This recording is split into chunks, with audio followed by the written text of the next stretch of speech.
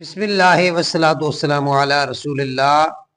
मुअज़्ज़ज़ सामीन, आज कल बात चल रही है कि सैयद अफजल है या आलम दीन अफजल है। एक बात ज़हन के अंदर बैठा लें कि आलम दीन तब आलम दीन बनता है जब वो हुजूर की बातें पढ़ता है, याद करता है।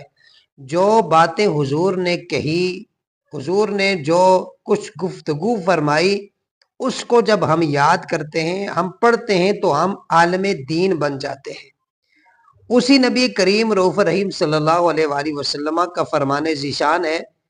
हज़रत उमर फारूक रदी अल्लाह ताला अन्हु रिवायत करते हैं, हुजूर ने फरमाया कि क़यामत के दिन सारे नसब, सारे रिश्ते, सब कुछ ख़त्म हो जाएगा, मुनक़ते कर दिया जाएगा, लेकिन एक मेरा नसब और मेरा ताल्लुक ऐसा है कि जो क़यामत के दिन भी मुनक़ते नहीं होगा, बल्कि उसका क़यामत के दिन भी फ़ायदा होगा।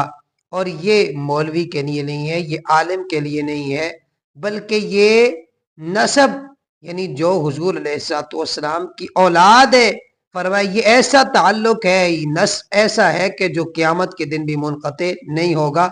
और हुजूर अलैहिस्सलातु वस्सलाम अपनी औलाद को अपने साथ लेकर जन्नत के अंदर दाखिल होंगे और फिर बाकी उम्मतियों को अल्लाह